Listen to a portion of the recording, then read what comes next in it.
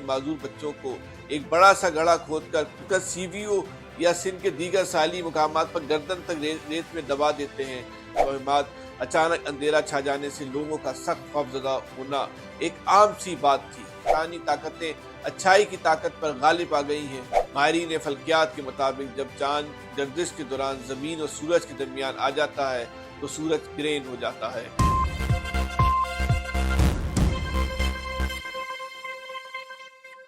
رواں سال 2023 میں دنیا بھر میں چاند اور سورج کو 4 مرتبہ گرہن لگے گا۔ پاکستان میں سال کا دوسرا اور آخری چاند گرہن دکھائی دے گا، مگر سورج گرہن نہیں دیکھے جا سکیں گے۔ آج ہم آپ کو سورج اور چاند گرہن کے بارے میں کچھ ایسے سنسنی خیز اور دلچسپ حقائق بتاتے ہیں جن میں پراسراریت کے علاوہ عجیب و غریب انسانی رویوں کے ساتھ ایک اندیکھا ڈر بھی شامل تھا۔ اس خوف اور توہمات کی سب سے انوکھی مثال ہمیں بدھ مذہب کے پیروکار ملک چین کے قدیم زمانے میں سب سے انوکھے انداز میں ملتی ہے۔ قدیم چین کے باسی سورج گرہن کا مقابلہ بے انتہا شور شرابے سے کرتے تھے۔ ایک جگہ جوگ در دوگ جمع ہو کر اس بہنگم چیخ و پکار کے پس منظر میں دراصل یہ خوف پوشیدہ تھا کہ دوران گرہن چاند اور سورج کو بہت بڑا اژدہا نگل رہا ہے۔ اس شور و گل کی وجہ سے وہ اژدہا ڈر جائے گا۔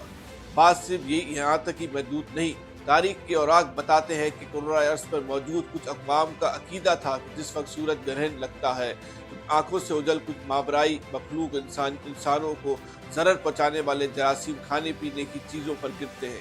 اس سوچ کے ہاتھوں وہ ان مواقع پر کھانے کے برتنوں کو ڈھک کر دیا کرتے تھے۔ قدیم زمانے میں سورج کو گرہن لگنے سے وابستہ ڈھیروں توہمات اچانک اندھیرا چھا جانے سے لوگوں کا سخت خوفزدہ ہونا ایک عام سی بات تھی۔ کسی کی رائے ہوتی کہ دیوتا نے سورج کو نگل لیا ہے، کوئی یہ کہتا دکھائی دیتا کہ شیطانی طاقتیں اچھائی کی طاقت پر غالب آ گئی ہیں، کوئی زارو کتار روتا کہ ہمارے گناہوں کی وجہ سے ہم پر عذاب مسلط ہو گیا۔ سورج اور چاند گرہن کو لگنے والے اس گرہن کو ختم کرنے کے لیے وہ اپنے عقل و فہم کے متعلق طرح طرح کی قربانیاں دینے، حتیٰ کہ خوف کے عالم میں خودسوزی سے بھی گریز نہیں کرتے تھے۔ پاکستان اور پڑوسی ملک میں اتنی زیادہ ترقی اور ارتقائی منازل طے ہونے کے بعد بھی توہم پرستی کسی طور پر یہاں موجود ہی ہے، جس میں سر فہرست یہ ہے کہ چاند گرہن کے وقت اگر حمل کی حالت میں عورت گھر سے باہر آ جائے تو بچے کی پیدائش کٹے ہوئے ہونٹ کے ساتھ ہوگی۔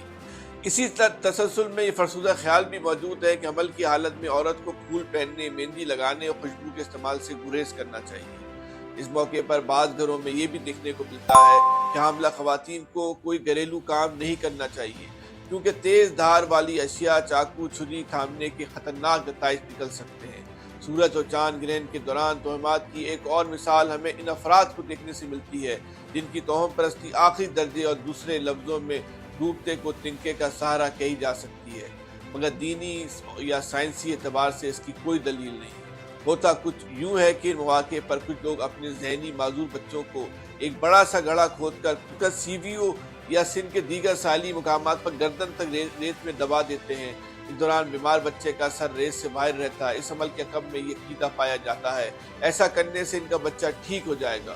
ناظرین، چاند اور سورج گرہن سے متعلق دنیا کے مختلف مذاہب میں پائے جانے والے عقائد اور توہمات کی دین اسلام نفی کرتا ہے۔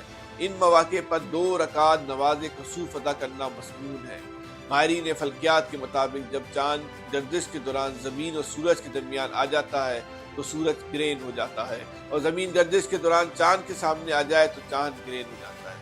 محکمہ موسمیات کے مطابق سال 2023 کا پہلا مکمل سورج گرہن 20 اپریل کو ہوگا۔ پاکستان کے معیاری وقت کے مطابق صبح 6:34 پر سورج کو گرہن لگے گا۔